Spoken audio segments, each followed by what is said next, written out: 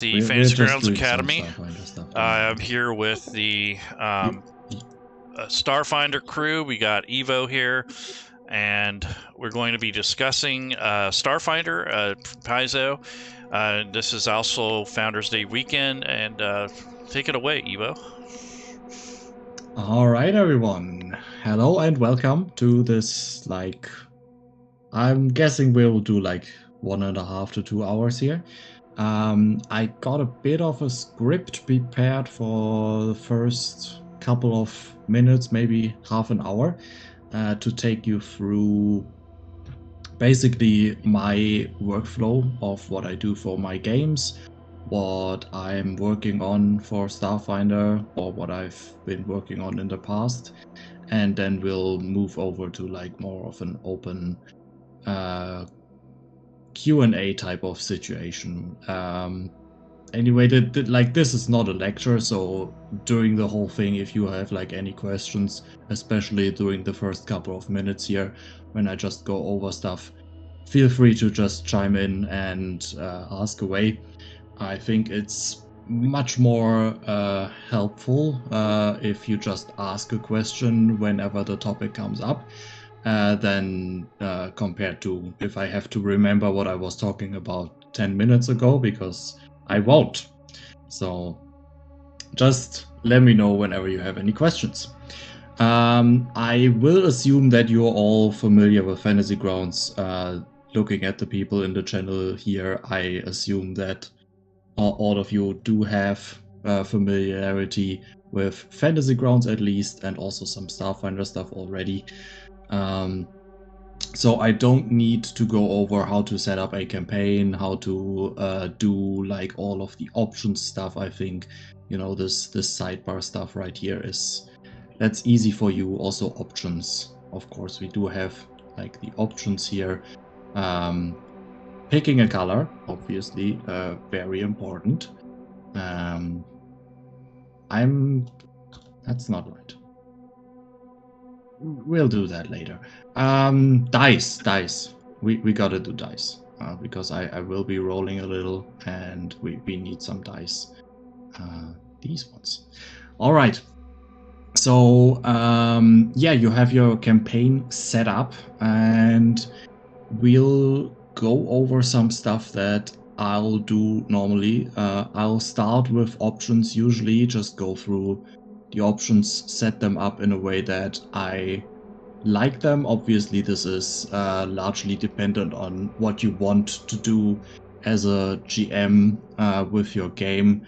I'll point out very quick that usually player health display, NPC health display, show turn order, party vision and movement, which is further down, I believe. Yeah, body vision and movement. And then also the token display of all these things is generally quite important to get right, depending on what type of information you want your players to have. So make sure that these are to your liking. Obviously, depends a lot on your style of running the game. I will point out that party vision and movement, especially for Starfinder, is important for Starship Combat. You need to have it turned on for Starship Combat, because otherwise your players will not see the map, and they also will not be able to move your Starship token, because starships in Starfinder, at least the player starships, will be stored in your party sheet right here. So they will be treated as a GM-owned entity, which means the game master will have control over the starship, which means your players don't have access to this. What I usually do is, you have your hotbar here at the bottom, obviously. I usually use this party vision and movement thing, and I hold control, because control, I think, for me is the easiest to access. And I drag this option down here. So this says on, and then I swap it to off and drag it down here again. So this says off, so then with my hotkeys I can turn it back on and off again. when switching into Starship Combat or out of it. I also use the facing indicator sometimes for Starship Combat. Recently I haven't used it too much because I'm using tokens that have the arcs indicated on them. But you can do the same thing with just dragging this in here to swap in between those settings very quick. When going in and out of Starship Combat, it reduces the time you have to spend searching up these options and changing them, which is quite nice. Also, obviously, you have like your one thing I do in the background decals. This is not Starfinder unique, but it's quite new, so I'll point it out. You can have your background decal. No, I'm not talking about. I'm talking about dev markers. You have your marker sets right here, which you can put the different types of blood markers. It takes a bit to load because it's a lot of files. You can set these up to whatever you like. This is a little new, so you can set in here, for example, that an ooze should make a green blood splatter when it gets removed. This is something that you can go over if you'd like. Also currencies, I tend to remove build points because I don't want build points to show up in my players' inventories. This is in here by default because in one of the Starfinder Adventure modules, build points are treated as a currency for your players to trade. However, this is an optional system. You don't have to use it, and also it's a party resource as compared to credits and UPBs, which are resources that every character has on their own. So I like to keep track of build points in the inventory sheet. I make a new entry in here that is unrelated to the currencies in here and track build points in there.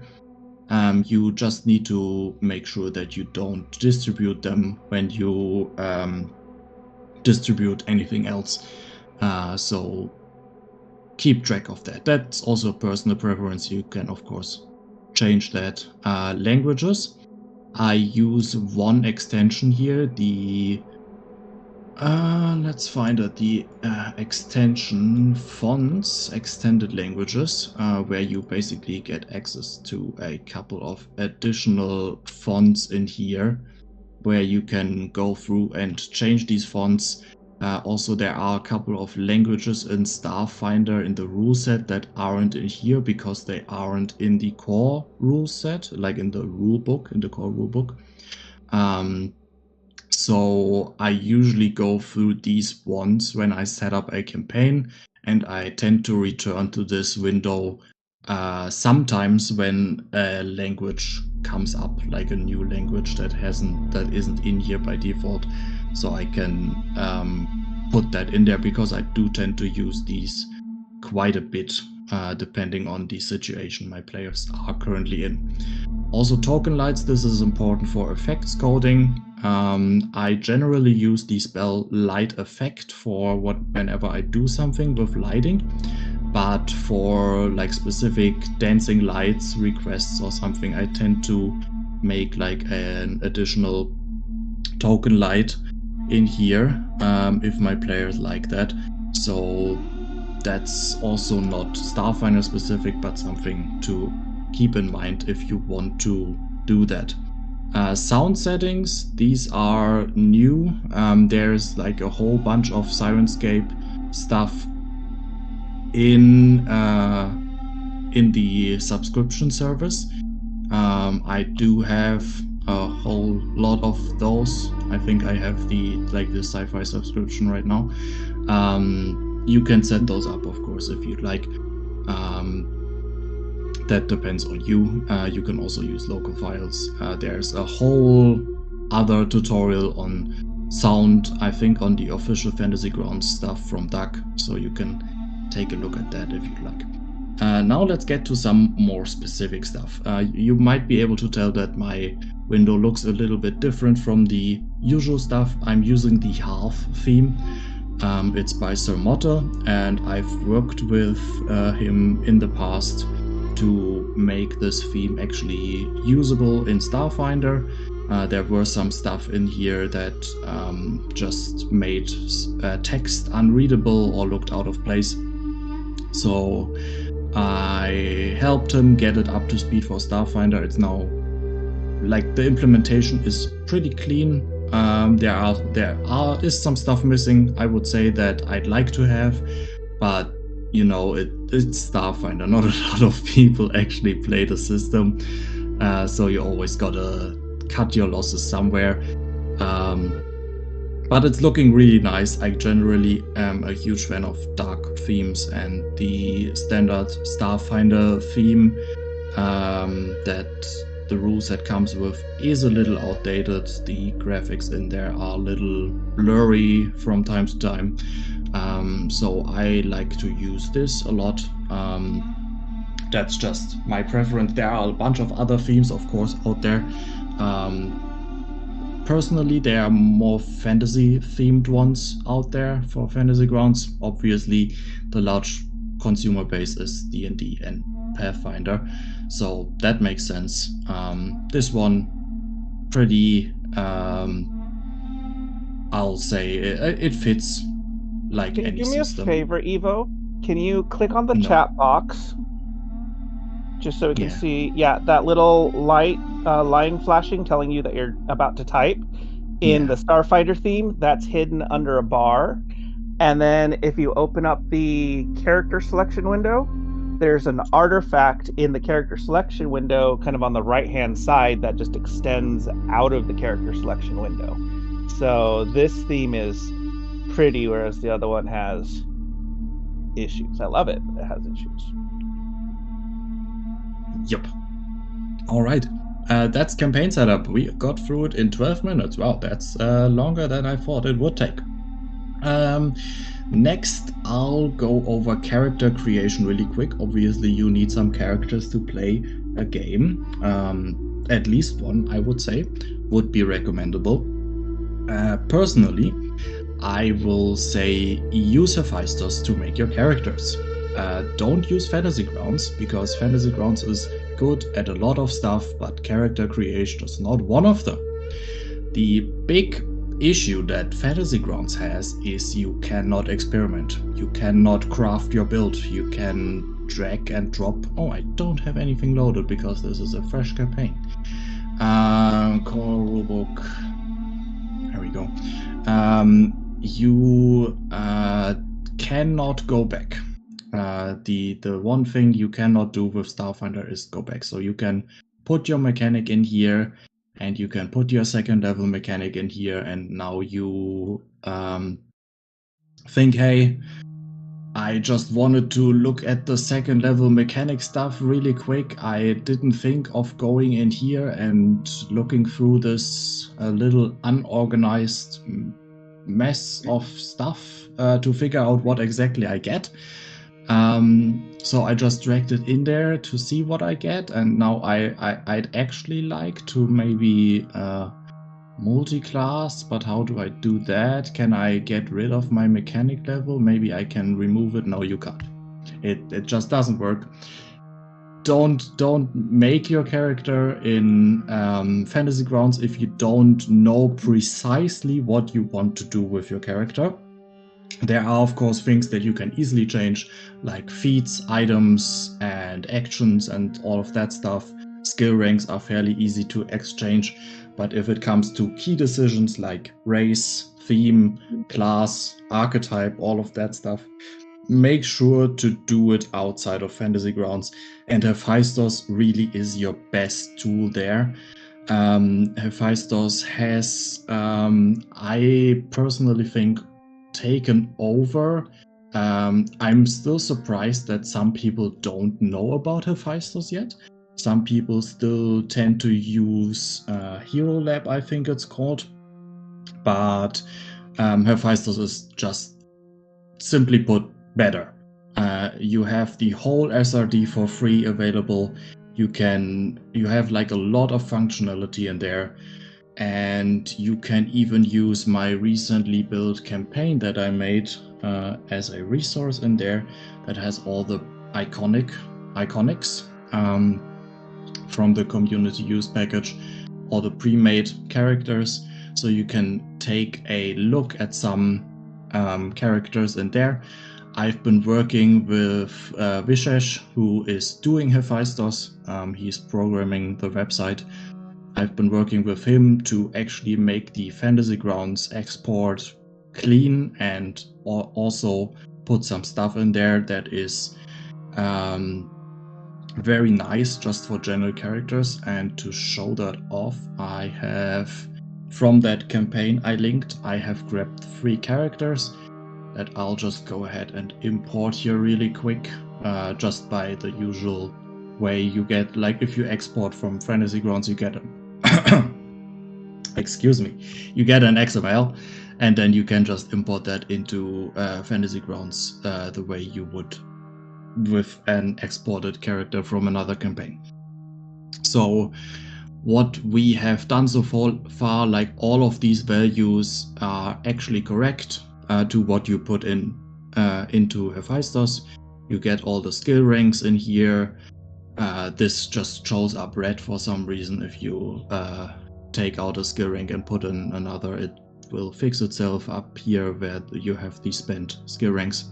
It doesn't take over the profile pictures on the campaign. I have some nice profile pictures from Jacob, who is in here, but you can put them in here just like you normally would.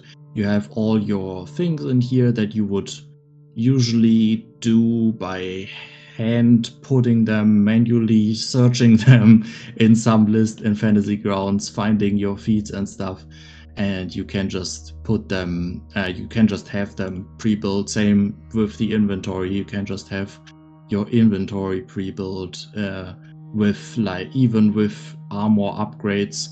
Is this an illegal build? Does this? Oh.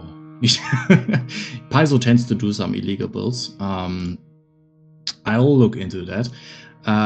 You have your languages, all of that stuff. And then what I'm very proud of, we have pre-programmed actions.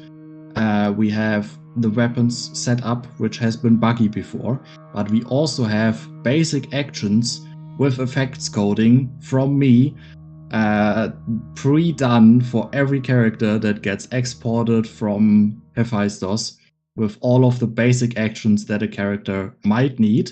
And also with spells, we have preset actions.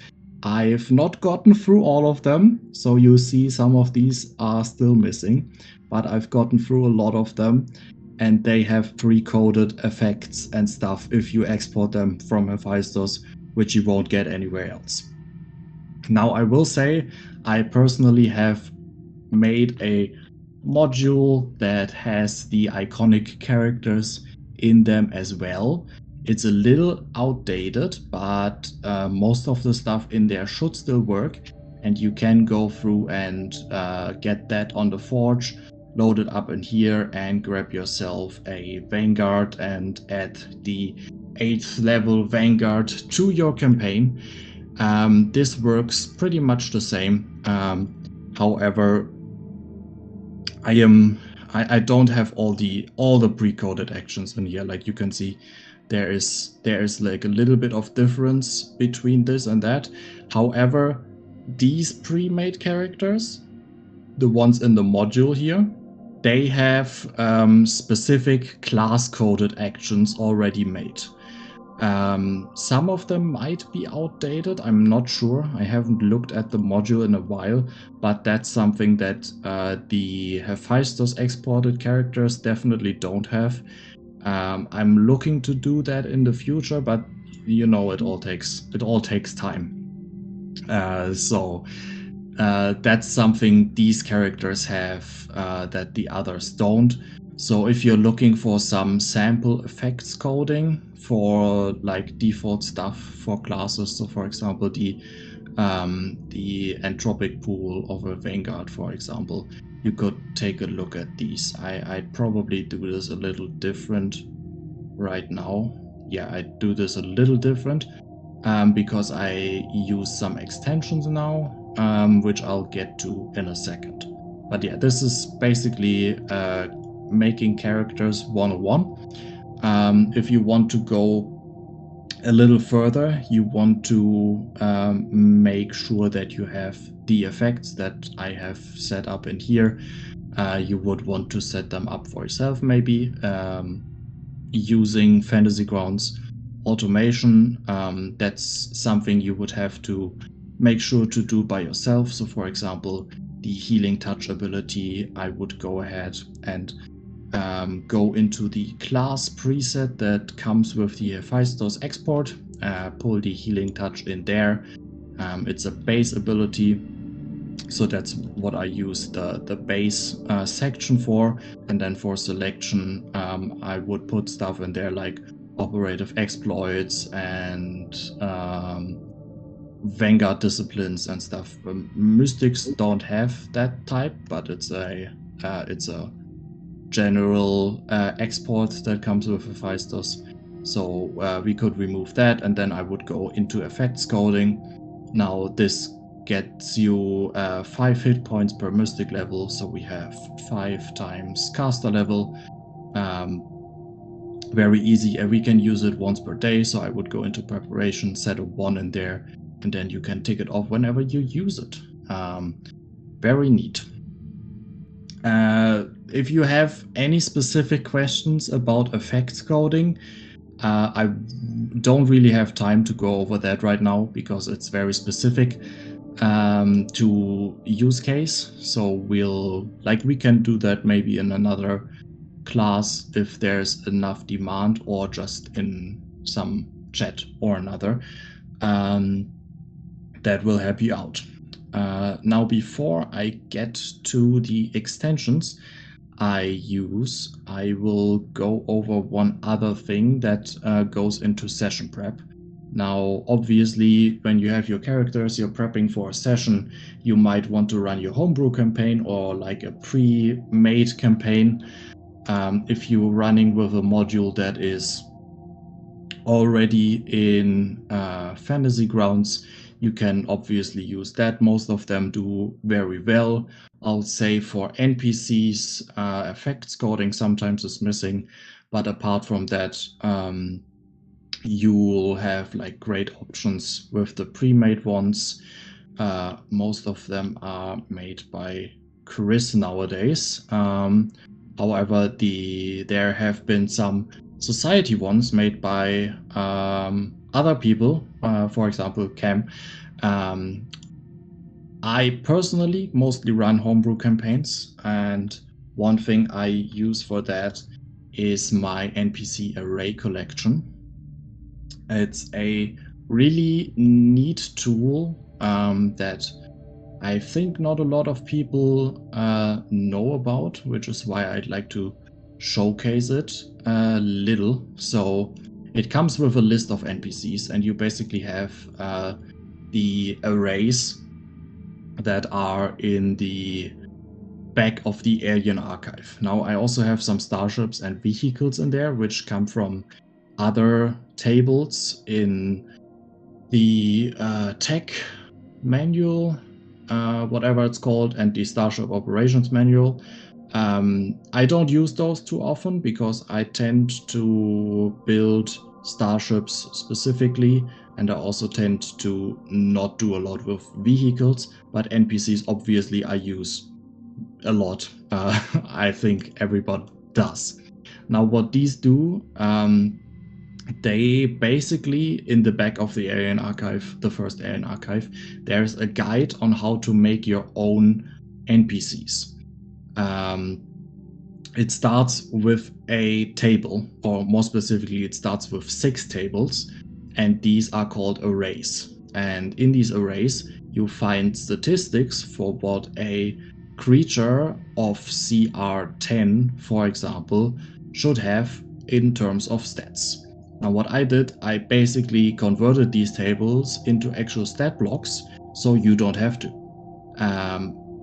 It saves probably like 2 to 3 minutes per NPC you create if you go with one of these, and it's like in sum it's a lot of time that you save, and I basically use them every session. Now what I do is I find the competent, or usually it's competent, because there are expert and spellcaster arrays which are used for, well, spellcasters are used for specifically spellcasters, and then experts are basically never used unless there's like a very specific NPC that comes up in an adventure. They are focused on having a lot of skill bonuses. So for these expert arrays, I tend to just look at the skill bonuses down here to make sure what an NPC of that level would have in terms of skill bonuses. For making competence or like NPCs that are meant to fight my party, I always use the competent or the spellcaster array. Now I have prepared a picture from a thing. Oh yeah, also Hephaestus right here. You want to hover over that download button and it will give you the Fantasy Grounds Unity XML download for like your character screen, in case you didn't know that. I've prepared this thing. It's CR7, so let's grab the CR7 stat block just to show this off. And then you will see most of the stuff is already correct. Like we have CR7 here, we have the correct XP. Obviously this top section right here is not correct, initiative is not correct, but then EAC, KAC is correct. HP, weirdly enough, is not correct. I'm assuming that is some type of bonus that this NPC was given, so I would adjust that. Same with the fortitude save, and I would just go through and make sure that this combatant CR7 would eventually be a scuttling toxin. If you do this for importing NPCs that are in some module which isn't in Fantasy Grounds, or maybe you use Hephaestus to make NPCs and then you want to grab your stat block from there and put it into Fantasy Grounds, which is not yet available via download. I'm saying yet as if I'm planning on ever finding the time to make that. But you'll be able to just put things in here much quicker as compared to when you would have to go through and actually type out all of these stats specifically after finding them in a table. This is also very great if your PCs just start to wander around and go somewhere that you haven't anticipated. You maybe want to remind them that this is an area you don't have prepared, and you just throw like a big chunky robot at them. So you can just grab this, put it in here alongside with your with your player characters, of course, and it will have most of the functionality you need for an NPC actually. You will have your HP, you will have the defenses. It's not too crucial what is actually written in the stat block. Now you might think, hey, there's this weird coding here. Yeah, it is. Strength, just get rid of it. Maybe you want to add like a couple of bonuses, like a +3 or something, and then this is a punch, so you put a bludgeoning in there, and now you have a perfectly capable robot who is able to punch people. You could also go for an energy ranged attack. Maybe this robot has like a electric cannon or something. Just put an E there. There you go. You have your robot who's just there now, and you didn't even have to prepare it. And you don't have, like, sometimes, obviously, when your players run into something, you have, or you remember an enemy out of an alien archive, and you can pull that up really quickly. Like robots, for example. There are a bunch of security robots in the alien archives, which you could just grab and drop into the combat tracker, But if there's ever like a situation where you just think, oh man, if I had prepared an NPC for this, just grab one of them, put them into the combat tracker, make some slight adjustments, and they will work just fine for you. One thing I'll mention, when you drop them into the combat tracker and during combat you think, hey, this NPC should have like a special ability, for example a breath weapon, just click on the stat block in the combat tracker. It will open up the stat block. Add a spell class really quick, call it special abilities or whatever, it doesn't matter.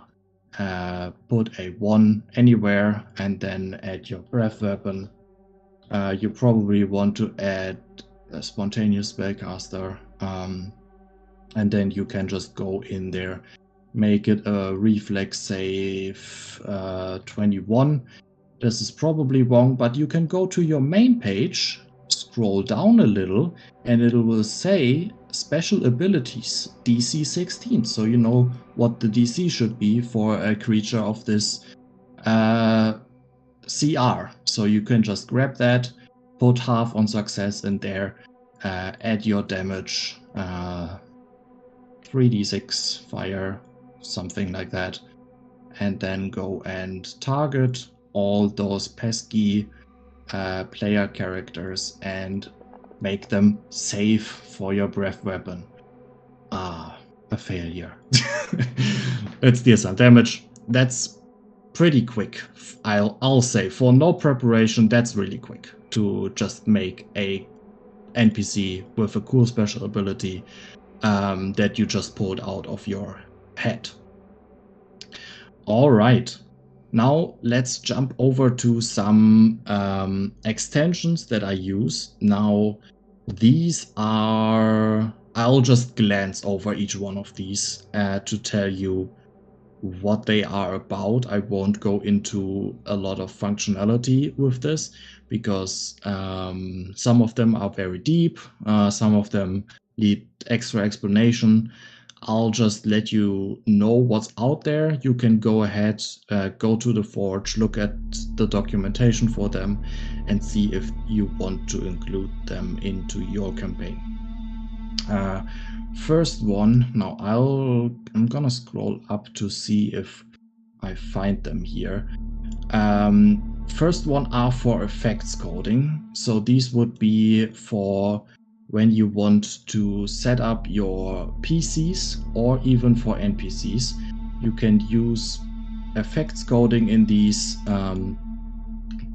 if you have like different, like these basically provide you with additional effects that the rule set doesn't inherently come with, so you can use them in order to achieve better automation. That's really it. I use the Starfinder remove effect tag, which allows you to stack and remove certain effects. So, for example, this is a Solarian. A Solarian has obviously their attunement, which is Stellar Mode, is what it's called. So we could go in here and go to class, put Stellar Mode in here, and then we would want to go with an effects coding, and we could just call that Photon Mode. Now what you would usually do is you would go for damage 1 and then spell damage 1, and I think it's inside, it doesn't really matter right now. But what you can do with the stack effect is you can put a stack in front of this and then apply that to self, and now whenever he uses it, it'll put 1 photon mode. If he uses it again, it puts 2 photon mode, and if you use it again, it will put 3 photon mode, at which point you can use your supernova. So that's really neat for Solarians specifically, but obviously there's a bunch of abilities in Starfinder that work on some sort of stacking mechanic or charge mechanic, which you can put in here, and it won't alter the remainder of the effect. It also allows you to, like, that's the namesake actually of the extension. It also allows you to remove effects, and it also allows you specifically to remove stacks of effects. So for example, you have remove stack photon mode, and now it removes one stack of photon mode. However, for stand up, for example, you can see I have remove prone. So if a character is prone because they have been knocked down or something like that, I have a pre-made effect on every character that comes with Hephaestus, where if they just push that button, they get rid of the prone effect on themselves, which usually would be something that the game master has to take care of, because the prone effect isn't applied by the player themselves, so they can't remove it. And sometimes it just gets lost, and so you can have an action with that, so it doesn't. And you don't get a -4 to your AC against melee attacks on the next turn, which is great. Next one is aura effects. Aura effects also do precisely what they sell for. They let you make an aura around yourself. This uses some nice mathematics. So if a character is actually on a map, which I don't have prepared, so forgive me for that, the extension will do some maths to see how far away another token is away from the token with the effect, and if they fit in a certain category. So you can define, hey, the target needs to be an enemy, or the target needs to be an ally. You can have them apply an effect that you then define, which just works like normal effects coding. I use this, for example, for the Envoy improvisation Gedem, because it has a radius, which is, I don't know how much, but you can basically like make an aura on yourself and then easily apply the bonus that all your allies get by just clicking one button instead of having to target all your allies and then giving them each the effect for Gedem. And then if you remove the aura effect on yourself via a timeout of duration of 1 or with the remove effect, you immediately get rid of the effect on all your allies again, which is pretty neat. Saves a lot of time. One thing I'll mention for that, go to the options, scroll all the way down, silence notification for aura types, all. Very important, silence all, because otherwise each time one of your player characters or any character with an aura effect moves, you will get a pop-up in chat that tells you, hey, there has been an aura effect applied to this character, which floods your chat with messages. It's not fun. Next thing is size matters. This allows you to do some stuff with size and reach. So you can define the size of a token or the reach of a token via effects, which is great for spells like enlarge, reduce, and stuff like that. Also some other effects that change your size, obviously. Also nice for things that grant you more reach. So if you have a weapon that grants you reach, you can give a character that effect, and it will show you the bigger radius on a map when you hover over them for their actual reach. Again, I sadly don't have a map prepared, which I probably should have. Let's actually get one map really quick while I talk about the last one, which is my own effect tinkering, which I have abandoned in the last couple of months. I originally had some motivation to do some effects coding, advanced effects coding for Starfinder myself, and I did, and there are 2 effects in there that are advanced, I'll say, for Starfinder that work very well. So first of all, I changed the region effect to allow you to not only regenerate hit points, but also regenerate stamina points or temporary HP per round. The specific use case I had in mind for that sort of effect is personal shield generators, like I think this one actually has one right here. The force fields, which they come with a number of hit points that they start out with, which it doesn't have in here. But this one I think comes with 10 starting temporary hit points, so I would put that in here somewhere in equipment under miscellaneous. Put the force field in there, have a self heal of 10 temporary HP, and then an effect for 2 temporary HP every round, as long as the force field is active. Now, obviously, force field points are not actually temporary HP points, but there isn't a way in the rule set to make that work otherwise. So if you ever clash with actual temporary HP and force fields, you'll have to find a way around that. You can also regenerate stamina points per round, which is something that some abilities in Starfinder do, but it's not supported by the rule set by base. So that's cool. And then the other effect is a fortitude effect, which lets you it gives you a fortification, I think it's what it's called in Starfinder actually. So you can that allows you to ignore critical hits. It is what it does.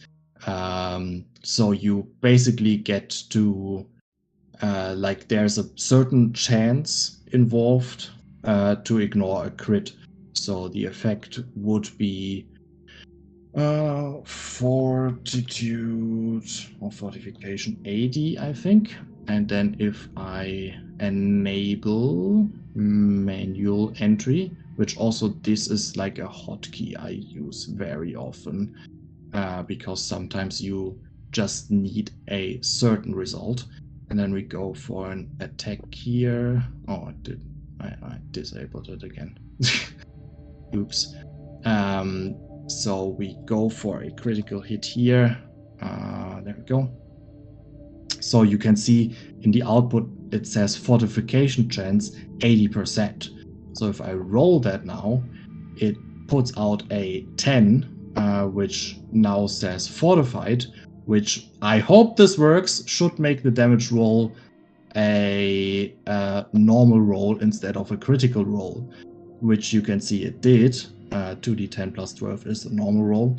If I go back in here, roll another crit, and now I get over the fortification chance, it says not fortified, and now if I roll the damage, it also doesn't work.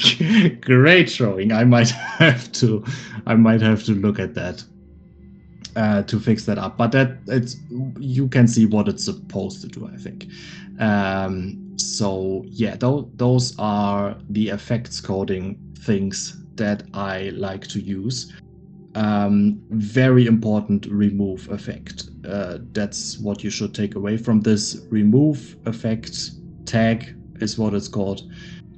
Very powerful for use in Starfinder. Then some extensions I use for just general character or party management. First is the spell action info, which if we go into the spell tab right here, you can see it displays the casting time it takes, so a standard action for most of these. If I actually go into options and scroll all the way down to spell action info, I can also display the range a spell has, which is a variable in Starfinder. It depends on what level you have for a lot of spells. So for this, for example, Fog Cloud has a medium range of 100 plus 10 per level. So sometimes you just don't want to do the math, and this extension lets you see all of those values at a glance, which is really nice. Another thing from the same creator is tooltips. If you go into your abilities and you hover over any of these names, it will bring up a tooltip. Now, I personally go into the settings and change this to on shortcut. So I need to hover over the link specifically, because for the names, sometimes I just want to click on them to rename them. And I don't want the pop-up the whole time, while if I hover over the link, I either want to click on it or I just want the hover. Either way, really great extensions. Both of these lets you do a lot of stuff. I also use shops, which lets you create this shop sort of window. Now this is a paid extension and you need to get it on DM's Guild. So it's not on the Forge, I believe. Maybe it will get added in the future, but what this allows you to do is grab an item, put it in here. It'll show you the price. Your players can click on this if you share the shop to them, and then they can click on buy here, and then it automatically deducts the amount of credits here from their inventory. Which is great because no one wants to do maths. You can also do things like grab a pack of batteries and set the number to -2 or -1 or whatever, like a negative number, and then you can add an infinite amount. So you don't actually have to edit this number to like be crazy high because your players are going on a shopping spree and they need a bajillion batteries. You can also change the markup down here to like 5 if everything is 5 times as expensive, or you can go into the items and change the price of each one like on a single item basis, and should update right here. There we go. This doesn't actually affect the original item that is in this list. So also a great extension. This is paid for, so you'll have to decide whether this is useful or not, as with all the other extensions, in fact. But this one actually comes at a cost. I also use inventory identified, which I am not actually sure works anymore. If I unidentify this, yeah, it does work. It will show up as red and unidentified item for you as the GM in your player's inventory. So if you give your players an unidentified item, you can go into their inventory and pinpoint that item very quickly, find it at a glance. It's very nice to if you're dealing with some sort of high magic item campaign or something like that. Just a quality of life thing. Now let's get into some great functionality with requested roles. This is probably something that a lot of you already know, but I'll point it out because I still see some people who don't know this. This is an extension that works, I think, with all the rule sets, but what you can do, you get this pulls from the combat tracker, not from your party sheet. Very important. And then you can just go through and mark your player characters and let them do a perception check. Now I clicked on this. It doesn't actually do anything because I think these are not player owned right now. Like there isn't a player who is holding these characters. If I go to an NPC and let them do my perception check, it also doesn't work because I need to click down here. There we go. You can change that by clicking this button right here. There we go. So yeah, it sends these roles. Right now I am the GM and I control all of these characters, but it will send these roles to your players, so they get this pop-up that I'm getting right here, and they are able to click on the dice button to roll, and you can even set a difficulty rating here, and then it will show up in the chat as either failure or success, depending on how high they roll. Such a great tool. You can even go with like initiative rolls for the whole party. So this especially I have found to be great with players who have not a lot of experience with Fantasy Grounds. They're just starting out. You can easily give them a hand by just sending them a roll, like if they're going through a dungeon or something, or if they're trying to hack a computer or something, you just, instead of saying, give me a computer's roll, you just click the button and say, hey, give me a computer's roll. And it'll make it very easy on them to follow along with you, which keeps the game going. Very great extension. I'm using this every session. Like, it's, you don't want to miss this. I'm also using card decks using tables. It allows you to change a table into a card deck, which basically just makes it work like a card deck. So if you roll an option, it'll pull out that option, like it will tick it off right here as used, so you don't get to pull it again unless you shuffle the deck, which I'm unsure of how to shuffle the deck, because I haven't used this in a while. I used to use this with the critical hit and critical fumble decks. However, my party doesn't want to use them anymore because they are kind of drastic for Starfinder.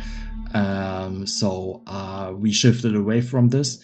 However, using a card deck from time to time is kind of nice, depending on what you're doing with your campaign.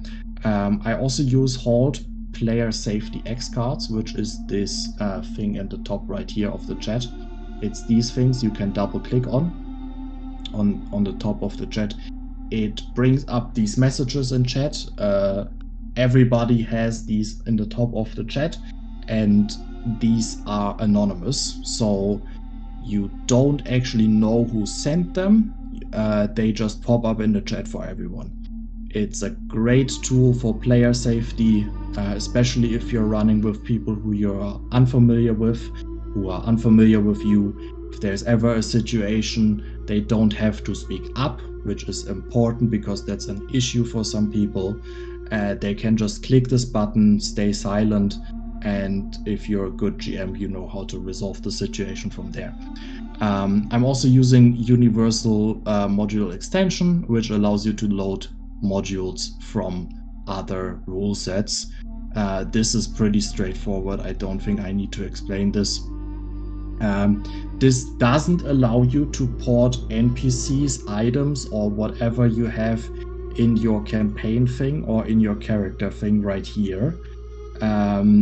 It is basically only images or story entries that you can port using this, because of the rule set behind the things, like the data structure for NPCs and items and all of that, like classes, everything is different in other rule sets. So it doesn't just port over, it just tries to and fails. But you can use, most importantly for me personally, you can use images from other products in your campaign without having to inconveniently port them over, which is great. Because images are just very useful for making things visually appealing. I also use NPC flavors, which that's very simple. You can just drag in 2 of the same NPC and they will have like these cool little things back here instead of just a number. I like that a lot because it's random, by the way. You can change it in the options to where it happens on a certain chance, like for example you can make it 100%. I also like this to be unknown type. So if I grab the what's it called, Monarch, the Space Goblin Monarch, from the thing, it says unknown humanoid right here. If I change this, if I remove this and change this to monstrous humanoid, it should come up as monstrous humanoid in here if I've done everything right. You probably need multiples of them, maybe? Unsure. Let's do it like this. You get the point. I don't think I like goblin. Put it as goblin. Put it in here. And then do this. Unknown goblin. There we go. It did it. It also puts these things in here instead of a number. I personally don't like using numbers because your players tend to metagame if there's a number behind the thing. So I just use these descriptions instead, which are very nice. There's like a huge table in the extension that just pulls random descriptions out of there. They can be very funny sometimes.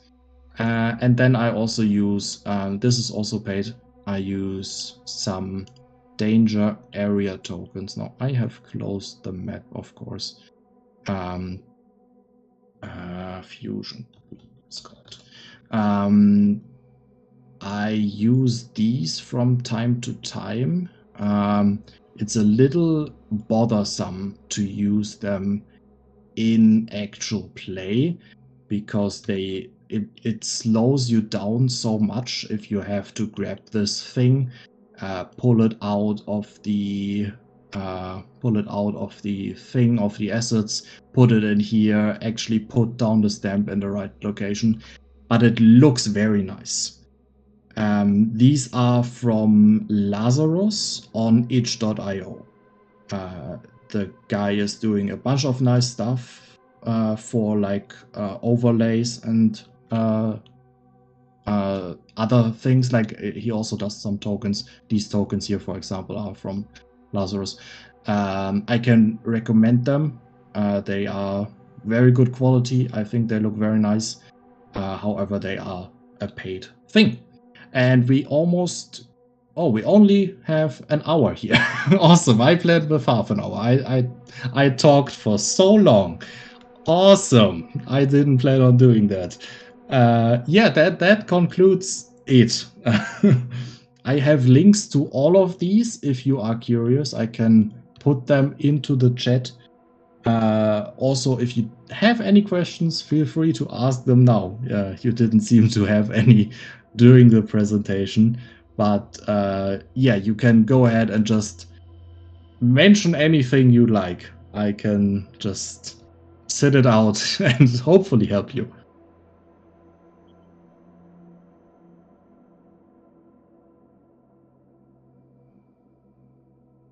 Go ahead. I was just going to parrot a couple things. I do also on character creation. But go ahead, Labor. By the way, hello, sir. It's been a while.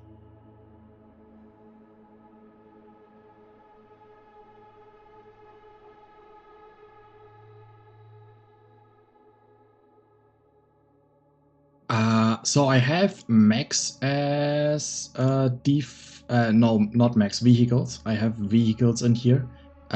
These are just the base vehicles on every level. I think the template is in the Tech Revolution module. That's where I got them from. So I have those. I have not touched Max, and I probably will not touch Max. Because I am unsure how they work in the rule set. There is a coding for them, but I haven't worked with them at all. I haven't included Max into my campaigns yet. So I'm unsure about that. I might get to it in the future. And then traps these come with the core rulebook. So I haven't bothered making them because they are in the core rulebook already. And I just assumed that if you were playing Starfinder on Fantasy Grounds, you would at least own the core rulebook.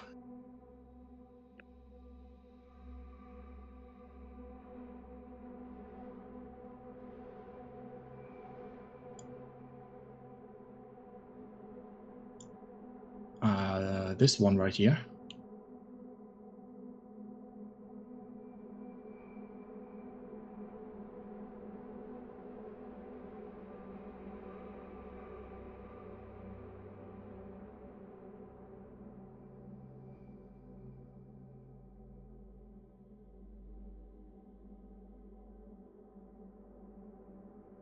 Yes.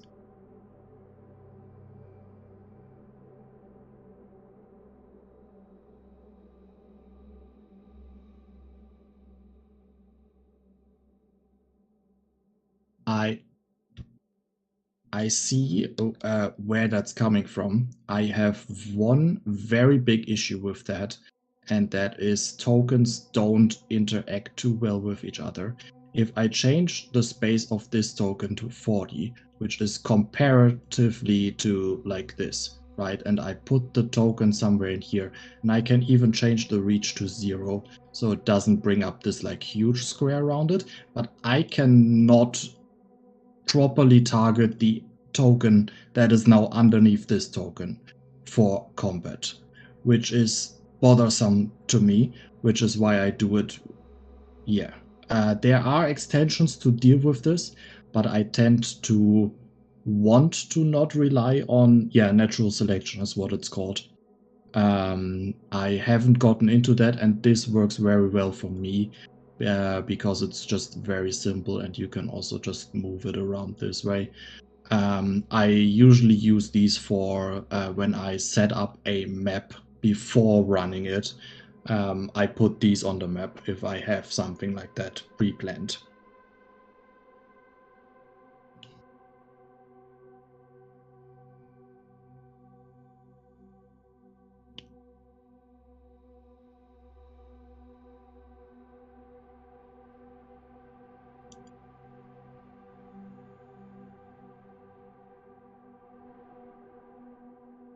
Yeah, so map making, I can strongly recommend going onto the official Fantasy Grounds stream and watching Joshua's streams, YouTube channel, I mean, and watching Joshua's streams. And also, I think, Laron, you have some map making stuff on the Academy YouTube channel, if I'm not incorrect.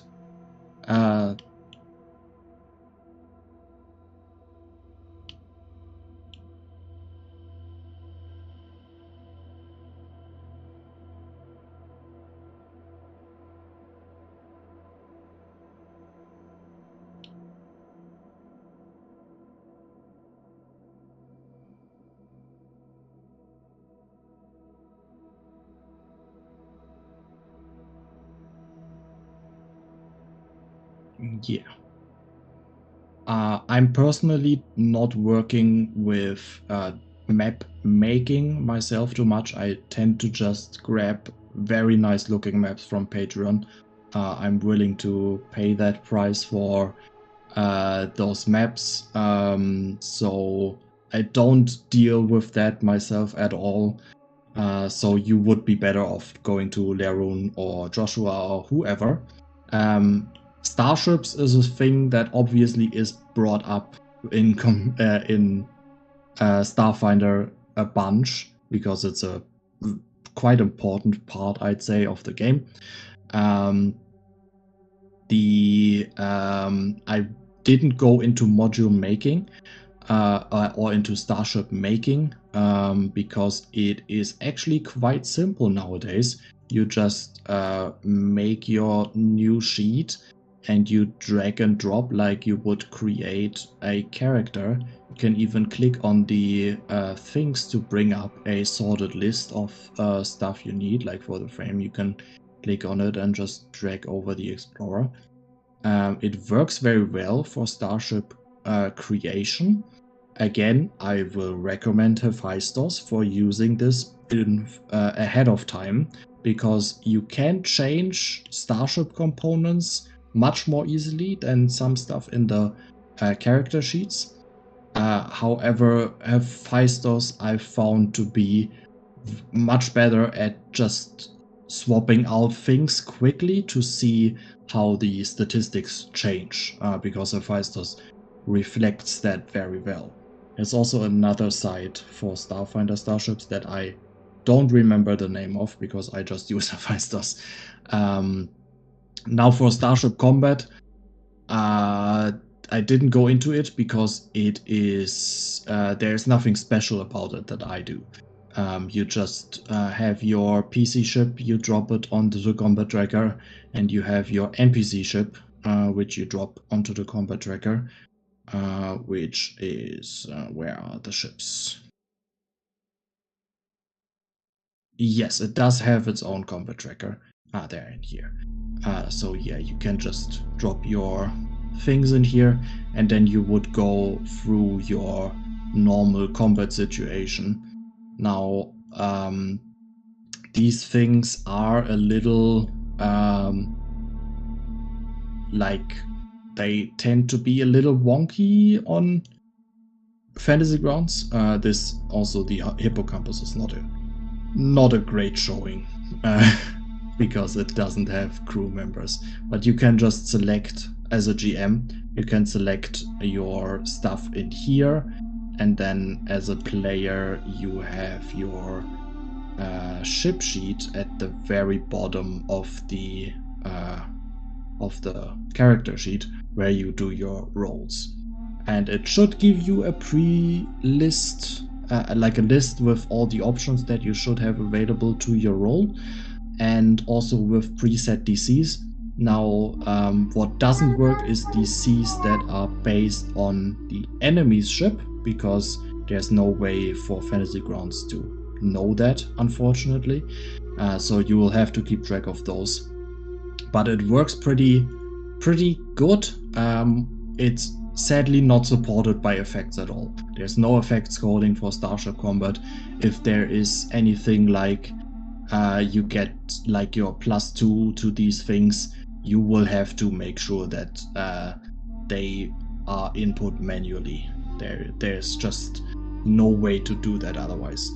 This is basically why I didn't go into it, because it should work out of the box. It should have more automation, but I can't really put anything else into it.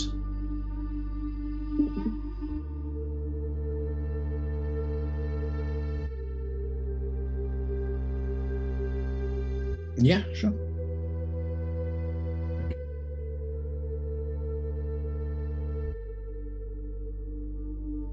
I had one regarding if you're okay answering it about the character creation. I understood every tab except for skills. Does every skill get a +1 unless it's modified by other? And where would you put it at? That was like the biggest head scratcher, because it had so many options. If that makes sense. So I think what you're talking about is the operative specifically, who gets +1 to all the skill checks.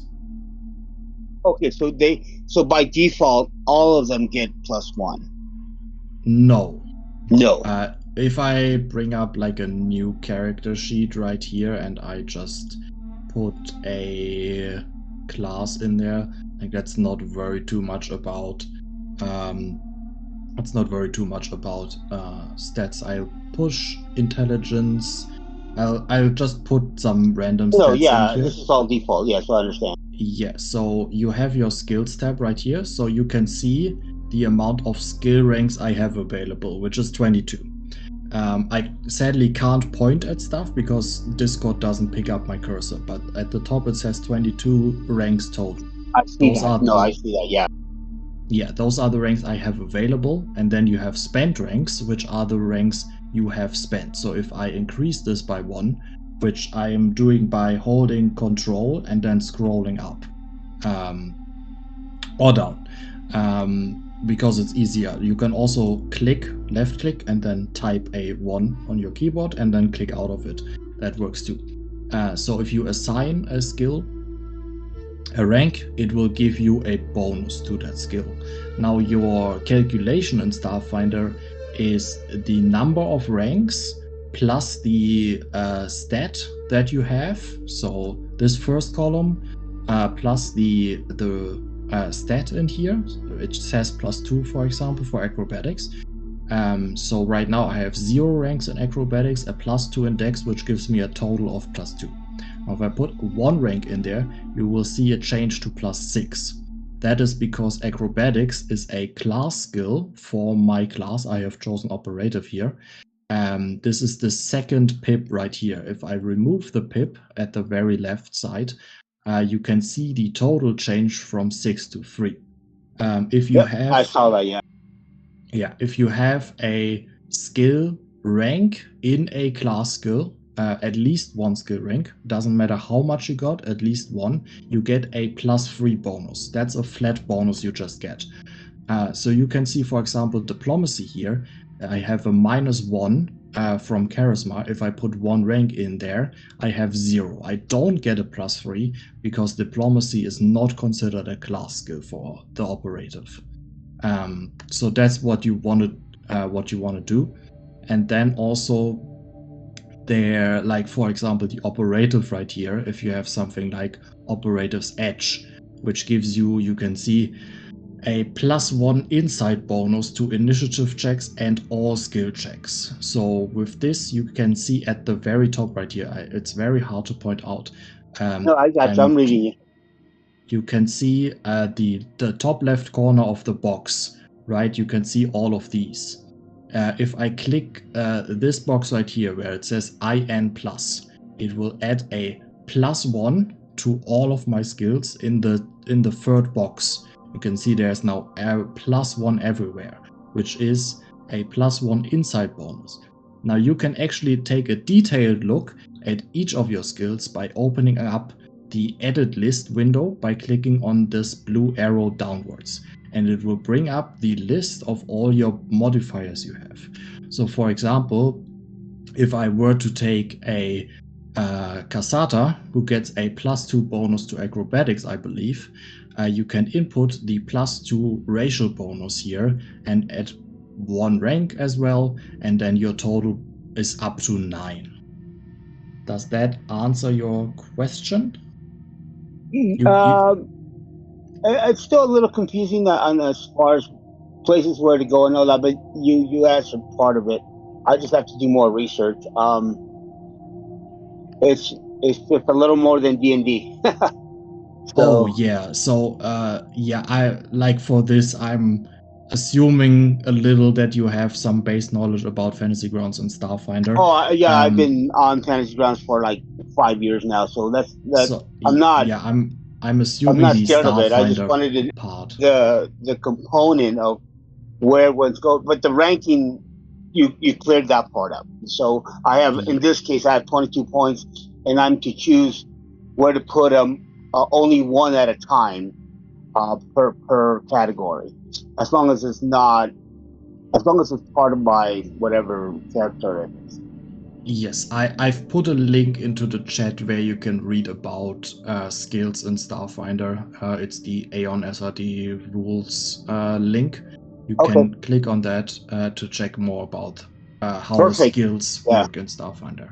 Perfect, because everything else is pretty straightforward. That's why I'm like, and you know, it's kind of falls into play and stuff like that, and just like D&D. That's what I loved about this, and I started looking at it again because it's a lot like D&D as far as the roles and all that, but it's in space. Well, thank you again for taking my time. Oh, no worries. I'm happy to help. In general, this tab, like the skills tab, is pretty straightforward to actually put the rules that Starfinder has into play. If you need to read a little bit about the rules beforehand, that's perfectly fine. Yeah, I've put the link into chat, so you can check in on that. Also, you can add free skill ranks. That's the third pip. So, for example, we have an operative here. We could take the hacker or something like that. Or let's take a tinkerer, because I know that they get sleight of hand and engineering. And you can click the third pip to get like this extra column here where you can enter free skill ranks. And free skill ranks are basically, they work like skill ranks, but they don't count towards your total amount of skill ranks spent. So that's how you would implement those, which for an operative specifically is quite important. All right. Thank you. Chat is going off. Have I missed anything in chat? Just a question about the list of your extensions. If you want to scroll up your chat window, just so people can see the extensions that you have. Yeah. I mean, it's a bit. I don't think they all fit on here. But I have a list with links. Wait, let me get that.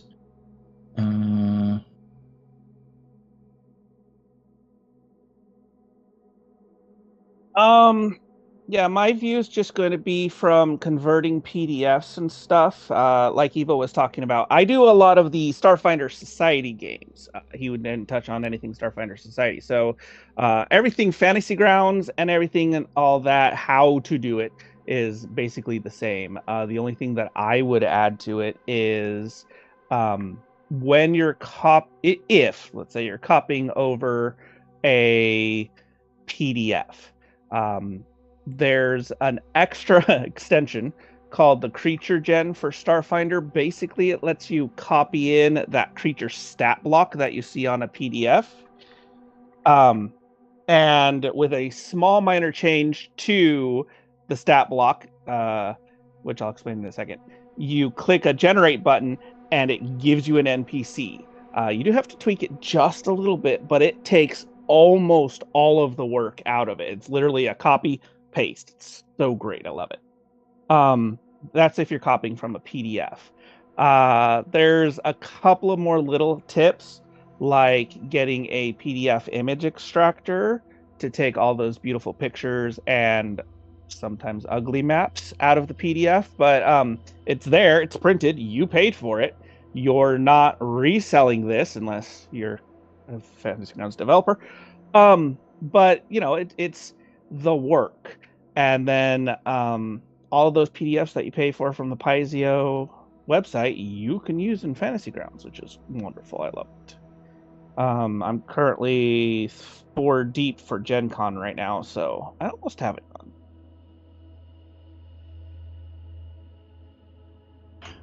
What pretty comprehensive. I would say that if plenty of templates, either with the pre-chance or I believe also at least for the core rulebook classes, and they can get you help getting started with the effects.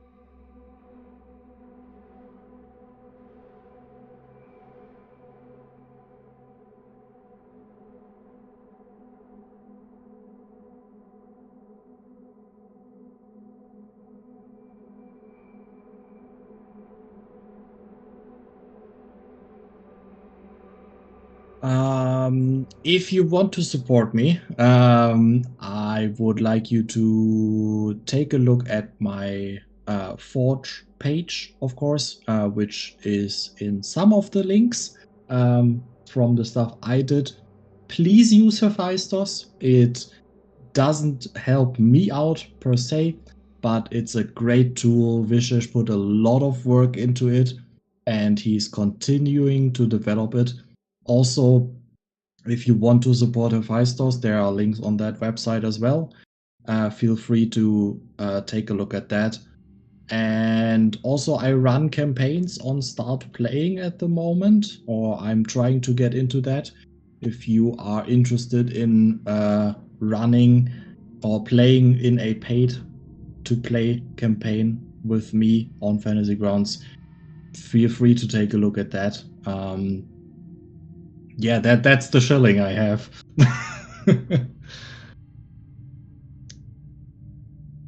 Let me say one more thing real quick. In Fantasy Grounds, we do sponsored by Smiteworks, if you want to call it, a Starfinder Society, or Paizo, technically, Society gameplay, so both Starfinder and Pathfinder, on the second Saturday.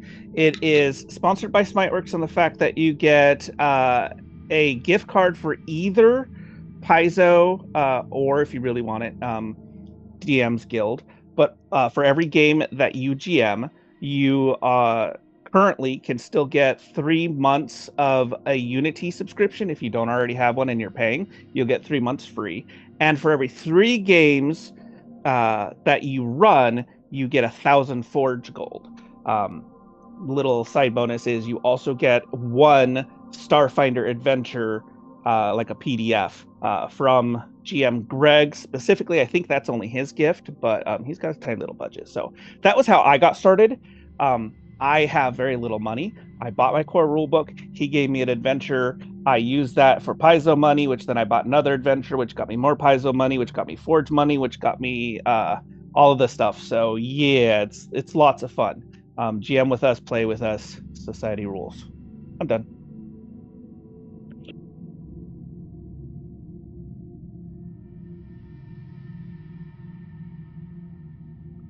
Is that information posted somewhere by chance? Yes, it is. I will post it in the chat. Thanks.